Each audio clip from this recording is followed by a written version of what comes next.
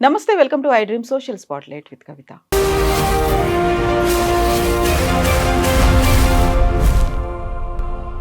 తెలుగు రాష్ట్రాల్లో 2 ఇన్సిడెంట్లు జరిగాయి. ఒకటి, భర్త మరణాన్ని తట్టుకోలేక పిల్లల్ని భర్తలా పోషించలేకపోతున్నాను అంటూ భార్య తన 2 పిల్లలతో సూసైడ్ చేసుకుంది. ఇంకొక కేసు, భార్య ఆత్మహత్య చేసుకున్న తర్వాత 3 పిల్లల్ని తను పోషించలేకపోతున్నాను అంటూ ఒక తండ్రి 3 పిల్లలకి మందు పెట్టి చంపి తను కూడా సూసైడ్ చేసుకున్నాడు. యాక్చువల్గా కుటుంబాల్లో ఏం జరుగుతోంది, ఎందుకని ఇలాంటి ఆత్మహత్యలు, అందులోనూ పిల్లల్ని చంపుతున్నారు? మనతో పాటుగా ఉన్నారు హైకోర్టు అడ్వకేట్ పూజారి నాగేశ్వరరావు గారు. హలో అండి, నమస్తే. మనం చాలా సెన్సిటివ్గా అనిపిస్తాయి, కాకపోతే సీరియస్గా ఫోకస్ పెట్టాల్సినటువంటి అంశాలు. సూసైడ్స్ అనేవి, భార్యాభర్తలు చనిపోతున్నారు, పిల్లలకి బలవంతంగా వాళ్ళని చంపి మరీ చనిపోతున్నారు, సూసైడ్ నోట్ కూడా పెడుతున్నారు. ఎందుకు చనిపోతున్నారు అనే రీజన్స్, ఆ చనిపోయే రీజన్స్ని మనం ఓవర్కమ్ అవ్వలేమా? డెఫినెట్లీ ఓవర్కమ్ కావచ్చు. నా అభిప్రాయం ప్రకారం ఏంటంటే సూసైడ్ అనేది సామాజిక ఫెయిల్యూర్ అని చెప్తాను నేను. సమాజం ఎప్పుడైతే ఫెయిల్ అవుతుందో అప్పుడే సూసైడ్ అనేది బయటకు వస్తుందని చెప్తాను నేను. ఎందుకు అంటే ఈ ప్రపంచంలో తనకు తానుగా చచ్చిపోయే జీవి మనిషి తప్ప ఏది లేదని చెప్తారు. అది ఫస్ట్ పాయింట్. రెండోది వచ్చేసి ఏంది, ఏ మనిషి కూడా చచ్చిపోవాలనుకోడు. ఏ మనిషి కూడా చచ్చిపోవాలనుకోడు. ఏ మనిషి అయినా సాధ్యమైనంత వరకు జీవించాలని అనుకుంటాడు. కానీ ఒక మనిషికి చనిపోయేంత ఆలోచన వచ్చింది అనుకుంటే నేనైతే చెప్పే కరెక్ట్ ఆన్సర్ ఏంటంటే అది సామాజిక ఫెయిల్యూరే అంట. ఎందుకంటే మన పక్కనున్న వ్యక్తి ఏం చేస్తుండో గమనించలేనంత మనం బిజీ అయిపోవడమో పట్టించుకోపోవడం వల్లనే ఎదుటి వ్యక్తి చనిపోతాడు. ఒక్కోసారి ఇది రివర్స్ అవుతుంది కదా, మనం ఓవర్గా గమనిస్తాం, వాళ్ళ ఇంట్లో ఏం జరుగుతుందో తొంగి చూస్తాం, అదంతా కూడా వాళ్ళ ఇంట్లో గొడవలు అయ్యాయో లేకపోతే దాడి చేయడం జరుగుతుంది, ఆత్మహత్య జరగదు అప్పుడు. అవును, అప్పుడు నువ్వు ఒక వ్యక్తిని ఓవర్గా బంధించినావు అనుకో, వాడు పారిపోవడం చేస్తాడు, దాడిని చేస్తాడు. ఓకే, సో నేను ఫైనల్గా ఏం చెప్తా అంటే ఏంటంటే ఎప్పుడైనా సరే ఒక సూసైడ్ అనేది జరిగితే, ఎప్పుడు ఒక వ్యక్తి సూసైడ్ ఎప్పుడు చేసుకుంటాడు అంటే ఏంటంటే నా బాధ వినేవాళ్ళు ఎవరూ లేరు అనే ఒక స్టేటస్కి వస్తారు వాళ్ళు. నా బాధ వినేవాళ్ళు ఎవరూ లేరు కాబట్టి కానీ బతకడం వల్ల ప్రయోజనం ఏముంది అని ఒక స్టేటస్కి వచ్చి చనిపోతారు. వాళ్ళ బాధ కనుక వినగలిగితే, నువ్వు ఏం సహాయం చేయకున్నా పర్లేదు వాళ్ళకి, కానీ వాళ్ళ బాధ వినగలిగితే, వాడు చెప్పేదేదో ఒక 10 నిమిషాలు వినగలిగి వానికి ఒక 4 మాటలు ఊరట కల్పించగలిగితే 100% సూసైడ్ నుంచి బయటకు వస్తారు. మనం వినే పొజిషన్లో లేమో, వాళ్ళు చెప్పే పొజిషన్లో లేరా? మనం వినే పొజిషన్లో ఏమైనా అంటే నేను ఎందుకంటే వాళ్ళు చెప్పుకోవడానికి ట్రై చేస్తుంటారు. ఆ చెప్పుకోవడం ట్రై చేయడం అనేది వాళ్ళ రకరకాల పద్ధతుల ద్వారా చెప్తుంటారు. దాన్ని మనం నోటీస్ చేయం. అవతల వ్యక్తి ఏమనుకుంటాడు అంటే ఏంటంటే దాన్ని ఎక్స్ప్రెస్ చేయడం ఇట్లనేమో అనుకుంటాడు, అర్థమైందా? కానీ యువతల వ్యక్తి ఇగ్నోర్ చేస్తాడు. అంటే చెప్పే విధానం చక్కగా ఎప్పుడు ఎవరి కాడు వచ్చి నేను సొసైడ్ చేసుకుంటాను డైరెక్ట్ చెప్పడు. కొన్ని ఇండికేషన్స్ ఇస్తుంటారు, దానికి సంబంధించిన కొన్ని ప్రిపరేషన్స్ చేస్తుంటారు. దాన్ని గమనించే సెన్స్ ఉండాలి. అంటే నేను డైరెక్ట్ వచ్చి నేను రేపు పొద్దున సూసైడ్ చేసుకుంటున్నా, ఇక నాకు చెప్పు, నా సమస్య ఉందని చెప్పాడు. వారు రకరకాల జాగ్రత్తలు చెప్పటము, ఇంకోటో ఎక్సో వయ్యో జడ్డు అని ప్రవర్తన విధానం అన్నీ ఉంటాయి. ఓకే, కాబట్టి నేను ఇప్పుడు ఇంతకుముందు మీరు చెప్పిన సంఘటనలలో ఒకే కుటుంబంలో పిల్లలు పేరెంట్ చనిపోయారు, సింగిల్ పేరెంట్ పిల్లలు చనిపోయారు. అది కూడా ఏంటి, న్యూ ఇయర్ డే రోజు వాళ్ళు కేక్ కట్ చేసుకొని మరి ఒక ఫ్యామిలీ పోతే, మిగతా వాళ్ళందరికీ న్యూ ఇయర్ విషెస్ చెప్పి ఇంకొక ఫ్యామిలీ పోయింది. అవును, అదే చెప్తున్నా. ఇప్పుడు ఆ కుటుంబానికి, ఇప్పుడు ఎవరైతే చనిపోయిన కుటుంబానికి రిలేటివ్స్ లేరా? అక్కలో, తమ్ముళ్ళో, అన్నలో, చెల్లెలో ఎవరో ఒకరు ఉంటారు కదా. ఒట్టిగానైతే ఉండదు కదా కుటుంబం, మ్యాక్సిమం అయితే ఉండదు కదా. మరి వాళ్ళు వీళ్ళ బాధను ఎందుకు పట్టించుకోలేదు? That is the problem. ఇప్పుడున్న సమాజంలో ఎట్లా తయారైంది అంతే ఏంటంటే, సొంత కడుపులో పుట్టిన అక్క చెల్లెల్లో, అన్నదమ్ములు కూడా ఎదుటి వాళ్ళ జీవితాలకు పోవాలంటే, ఇప్పుడు తమ్ముని జీవితాలకు, అక్క జీవితాలకు పోవాలంటే నాకెందుకు వచ్చిన చికాకులే అని భయపడి దూరం ఉండిపోతున్నారు. నేను ₹1 పెట్టడం ద్వారానో, ఒక మాట మాట్లాడడం ద్వారానో నేనే సమస్యలు ఎదుర్కొతాను, నా కుటుంబానికి ఏమైద్దు అని చెప్పేసి దూరంగా ఉండిపోతున్నారు. ఓకే, అది చాలా తప్పు అని చెప్తాను నేను ప్రధానంగా. ఎందుకు అంటే ఏంటంటే మన మనిషిని మన చుట్టూన్న వ్యక్తిని మనం కాపాడుకోలేకపోతే మనము ఈ సమాజాన్ని ఎట్లా కాపాడుకుంటాం? ఏ మనిషి కూడా చెప్తున్నా నేను నా జీవితాన్ని అనుభవించి చెప్తున్నా ఏంటంటే నీకు ఎంతమంది ఫ్రెండ్స్ ఎంతమంది రిలేటివ్స్ ఉంటే నువ్వు అంత ధనవంతుని. డబ్బు కాదు, ధనం అంటే డబ్బు కాదు.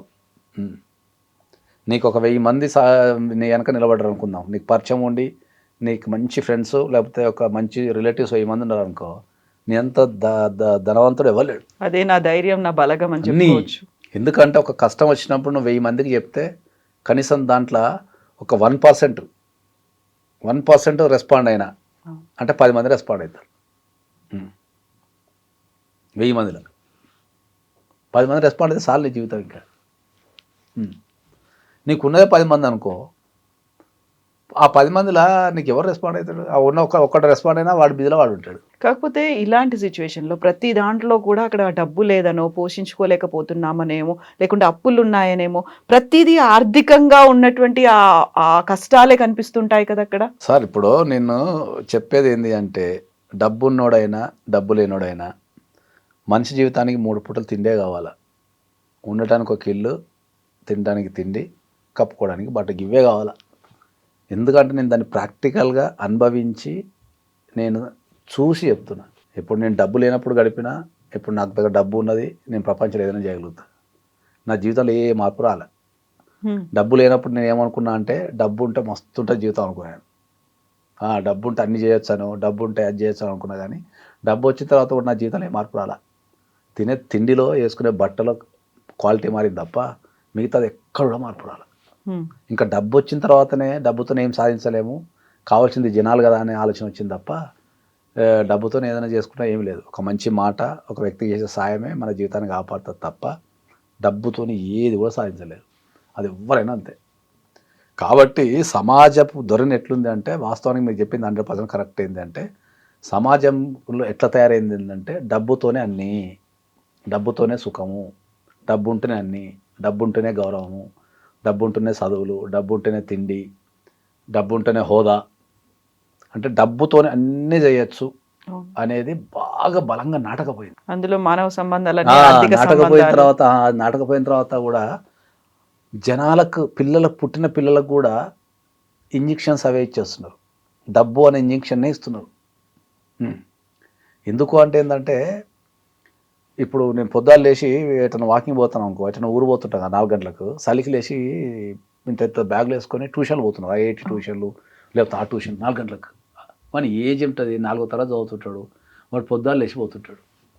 వాడిని ఒక డబ్బు యంత్రం కింద తయారు చేసి హాస్టల్లో వేసి ఆడేసి ఈడేసి నువ్వు తెల్లవాళ్ళు చదువు సంపాదించు, చదువు సంపాదించు, చదువు సంపాదించు అనేది చెప్తున్నాడు తప్ప జీవితం అంటే ఒక నలుగురితో గడపటము, నలుగురితో ఉండటము, ఒకరి వ్యక్తిని కాపాడుకోవడము, ఒక మంచి ప్రేమపూర్వకంగా ఉండటము, మర్యాదలు, గౌరవాలు, ఇవి నేర్పుతలేదు ఎవరు ఇప్పుడున్న జనరేషన్లో.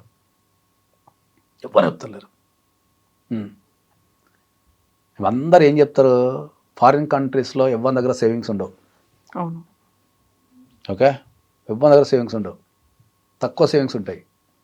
మరి ఎవరి దగ్గర సేవింగ్స్ లేకుండా ఒక దేశం అంతా డెవలప్ ఎట్లయింది చెప్పండి. మరి మన దగ్గర ఎన్ని సేవింగ్స్, ఒక్కొక్క దగ్గర కోట్లు ఆస్తుండే, మనం ఎందుకు బీద దేశం కిందనో లేకపోతే ఇంకా కల్చర్ అంటే కనీసం మనకు సోషల్ అవేర్నెస్ లేదు. ఈ విషయం కొన్ని 100 సార్లు చెప్తున్నాను అందరికి. నేను ఇప్పుడు యూకే పోయినా, నేను యూకేలో మ్యాక్సిమం పీపుల్ దగ్గర పైసలు ఉండవు. వాళ్ళు ఏ రోజు ఖర్చు పెట్టుకుంటూ తినేస్తారు. ఒక 1000 రూపాయలు మిగిలితే వెకేషన్ పోతారు, ఎంజాయ్ చేస్తారు, వీకెండ్స్ అని అవని మంచిగా గడపటము, మంచిగా అది ఉండటము ఉంటుంది వాళ్ళకి లైఫ్. పిల్లలు కూడా అదే నేర్పిస్తారు. అక్కడ తల్లిదండ్రులు ఎవరికి పిల్లలకు ఆస్తులు ఇవ్వరు. 18 years రాగానే మెడలు పట్టి నొక్కేస్తారు. వాడు కూడా తల్లిదండ్రుల మీద ఏమి హోప్ పెట్టుకోడు. వాడికి నచ్చిన పని చేసుకుంటే వాడని ఎదుగుతాడు, లేకపోతే నచ్చినట్టు వాడు పాటలు పాడుకుంటానో లేకపోతే చదువుకుంటానో లేకపోతే జాబ్ చేసుకుంటానో గడుపుతాడు తప్ప నా తండ్రి ఇస్తాడు ఆస్తులు, నా తల్లి ఇస్తుంది ఆస్తులు, లేకపోతే నా తరతరాల నుంచి ఆస్తులు వస్తాయని ఆశ ఎవరికి ఉండదు అక్కడ. మరి అవి ఎందుకు డెవలప్మెంట్ అయినాయి, మనం ఎందుకు కాలే? మనం దాచుకోవాలా, సంపాదించింది దాచుకోవాలా అనే ఊహలో మనం ఉన్నాం. భగవద్గీత పుట్టింది భారతదేశంలో అయినా ఓకే, పాటించేది ప్రపంచ దేశాలు. నేను మీరు రాసి పెట్టుకోండి. అవును. ఫారిన్ కంట్రీస్లో జీవిత విధానము భగవద్గీతకు దగ్గర ఉంటుంది. అంటే పోయేటప్పుడు ఏం తీసుకపోవు, ఉన్నప్పుడు సాయం చేయి, నిజాయితీగా ఉండు. ఓకే, కల్చరల్ డిఫరెన్సెస్ ఉన్నాయేమో కానీ కొన్ని క్వాలిటీస్ అనేది చాలా గొప్పగా ఉంటాయి వాళ్ళవి. కొన్ని క్వాలిటీస్ అనేది చాలా గొప్పగా ఉంటాయి వాళ్ళవి. మన భారతదేశం పుట్టిన భగవద్గీత మన కల్చర్ను మనం పాటించాం. ఎప్పుడు ఎదుటిని దోసుకుందామా, నాశనం చేద్దామా, ఒక చెట్టుని కొడదామా, చెత్త ఆడ పడేద్దామా. ఇంత పెద్ద జనాభాల మనం దలుచుకుంటే దేశాన్ని ఎక్కడికో తీసుకెళ్ళచ్చు. ఎవరికి సామాజిక స్పృహ ఉంది? ఎవరికి సామాజిక స్పృహ చెప్పండి. చెత్త ఎక్కడ పడితే అక్కడ పడేస్తారు, ఇష్టం ఉన్నట్టు ప్రవర్తిస్తారు, క్యూ ఉండదు, పద్ధతి ఉండదు. నేను చైనా ఎప్పుడు 2010లో నేను చైనా పోయినా. చైనాలో ట్రైన్ వచ్చే ముందు 5 నిమిషాల ముందు ప్లాట్ఫామ్కి వదిలిపెడతారు. కరెక్ట్ 5 మినిట్స్ ముందు వదిలిపెడతారు. అది అంత పెద్ద ట్రైన్ 2 నిమిషాలు ఆగుతుంది కదా, మొత్తం ట్రైన్ అంతా 2 నిమిషాలు ఎక్కేస్తారు క్యూలో. కరెక్ట్ మళ్ళీ 2 నిమిషాలు స్టడీ వెళ్ళిపోతారు. ఈ తోసుకోవడాలు, అంత పెద్ద ట్రైన్లో ఒక 1000 మంది ఎక్కినా 2 నిమిషాలు ఎక్కుతారు, సిస్టమ్ కూర్చుంటే వెళ్ళిపోతూనే ఉంటారు. ఈ తోసుకోవడాలు, మీద పడ్డాలు, దాని కింద పట్టాలు ఏం లేవు. జనరల్గా జనాలకు కావాల్సింది సివిక్ సెన్స్, అంటే సామాజిక బాధ్యత కావాలి. భారతదేశం ఎదగకపోవడానికి గల ప్రధాన కారణం ఏంటంటే సామాజిక బాధ్యత. కుటుంబ బాధ్యతలు నిర్వహిస్తున్నాము మనం. ఎందుకంటే ఈ 2 కేసుల్లో 5 చిన్న కుటుంబ పిల్లలు. బాధ్యతలు కూడా ఎక్కడ ఉన్నాయి? ఇప్పుడు నేను డైవోర్స్ అడ్వకేట్నే కదా. కుటుంబ బాధ్యతలు ఎక్కడ ఉన్నాయి? కుటుంబాలన్నీ చిన్నాభిన్నం అయిపోయి, న్యూక్లియర్ ఫ్యామిలీస్ అయిపోయి, ఇద్దరు పని చేస్తూ పిల్లల్ని గాలికి వదిలేసి, కుటుంబ బాధ్యతలు ఎక్కడ ఉన్నాయి? ఇదంతా ఇంటర్ కనెక్టెడ్. ఒక కుటుంబం మంచిగా ఉంటే సమాజం మంచిగా ఉంటుంది, సమాజం మంచిగా ఉంటే కుటుంబం మంచిగా ఉంటాయి. ఒకదానికి ఒకటి ఆధారపడ్డాయి. బాడీ అండ్ ఆక్సిజన్ లాంటివి. నీకు కుటుంబ వ్యవస్థ ఖరాబ్ అయింది, ఇంకా సమాజమే బాగుంటుంది. కుటుంబంలోనే నాదనే ఫీలింగ్ లేదు. ఇప్పుడు మీరు ఇదంటే చెప్పిన లేదు, ఇదంటే సరే ఇది ఒక సామాజిక బాధ్యత. కుటుంబానికి వస్తే ఇంకా ఘోరంగా ఉంది వ్యవస్థ. భర్తని భార్య చంపటం, భార్యని భర్త చంపటం, పెళ్ళిళ్ళు చేసుకోవాలి మరీ చంపటం, నియమ జీవితం. ఇద్దరు, not only ladies, not only gents. అందులో వాళ్ళు కాకపోతే పిల్లల్ని చంపటం, లేకపోతే తల్లిని చంపటం, లేకపోతే తండ్రిని చంపటం, అన్నని చంపటం. సోషల్ క్రైమ్ అంటే ఇప్పుడు మన కుటుంబంలో ఎన్నోసార్లు చెప్పినా కదా, మర్డర్ అనేది నా చిన్నప్పుడు ఏంటది ఎక్కడో ఎప్పుడో అది రాజకీయాలతోనే అతి పెద్దగా ఒక ఇక ఉంటుండేది. అది ఎప్పుడో పేపర్లో చూస్తే ఒక పేపర్లో మర్డర్ అని వేస్తే అది ఒక సంవత్సరం వార్త ఉంటుండేది. అట్లాంటి మర్డర్ ఇండ్లలోకి వచ్చేసింది. చంపుకోవడాలు, మళ్ళీ చంపడం వల్ల ఏంది ఒక్కొక్కరు ఒక్కొక్క వెరైటీ దారుణాలు. ముక్కలు నరకటాలు, కొయ్యటాలు, డ్రమ్ములు పెట్టడాలు, లేకపోతే ఇంకా మొన్న ఎక్కడ ఢిల్లీలో అయితే ఒక అమ్మాయి అయితే పోయి గ్యాస్ లీక్ చేసి ఏదో నెయ్యి పోసి చంపేసి ఏదో చేసిందంట. ఒక మనిషిలో సంపాలనే కూరత్వం ఎప్పుడు వస్తుంది అంటే ఏంటంటే వాళ్ళు సామాజికంగా బలహీన ఉన్నప్పుడు, వాళ్ళకు సామాజిక సంబంధాలు అనేటివి బలంగా లేనప్పుడు, అంటే వాళ్ళు ఎక్కువ మందితో గడపలేనప్పుడు, వాళ్ళకి ఎక్కువ మంది లేనప్పుడు వాళ్ళకు చంపాలని కానీ చావాలని కానీ అనిపిస్తుంది. నీకు ఒక 1000 మంది తెలిస్తే చంపలేవు. ఎందుకు చంపలేవు? అయ్యో వీళ్ళు ఏమనుకుంటారో, వాళ్ళు ఏమనుకుంటారు, అయ్యో భయం అనేది ఉంటుంది. నువ్వు ఆ 1000 మందితో చర్చించినప్పుడు ఎవడో ఒకడు అట్లాంటి ఆలోచనలు మానుకో అని చెప్తాడు. ఏదన్నా నాకు తిక్కలేస్తుంటే ఏం పిచ్చి మాట్లాడుతున్నావు అంటాడు. నీకు ఎవ్వరు లేరనుకో, నువ్వు తీసుకున్న డెసిషన్ కరెక్ట్ అనిపిస్తుంది. లోన్లీనెస్తో నువ్వు తీసుకున్న డెసిషన్ కరెక్ట్, దీనికి ఇద్దప్ప మార్గం లేదు, ఇంకెవడు నా మాట్లాడు అనే ఫీలింగ్ వచ్చేస్తాను. ఇంకేం కనిపించట్లేదు, నేను చంపడం తప్ప అని. రిలేషన్షిప్లో చంపుకోవడం ఎందుకు?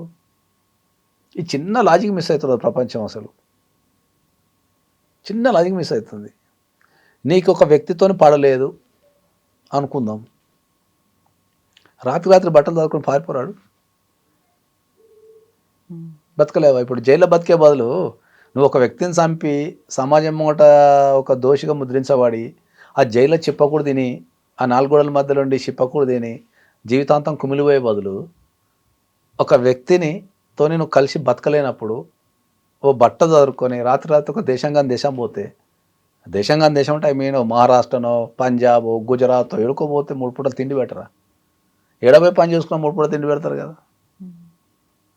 దానికి నువ్వు చంపి దోషి కింద నిర్ధారించబడి ఆ జైల్లో చిప్పకూడదని ఈ సమాజానికి నువ్వు ఏం మెసేజ్ ఇస్తున్నావు? ఈ చిన్న లాజిక్ కూడా ఎందుకు మిస్ అవుతారు వీళ్ళు?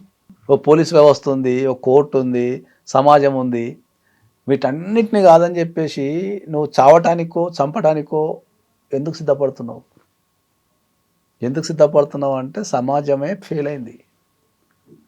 ఆ ఫెయిల్ అయిన సమాజం నుంచి ఇవి ఉద్భవించేటి ఆత్మహత్యలు, హత్యలు పెరగడానికి కారణం ఏంది అంటే సమాజం అనేది ఫెయిల్ అయింది కాబట్టి హత్యలు, ఆత్మహత్యలు, నేరాలంటివి పెరుగుతాయి. Thank you so right. Much అండి. Thank you.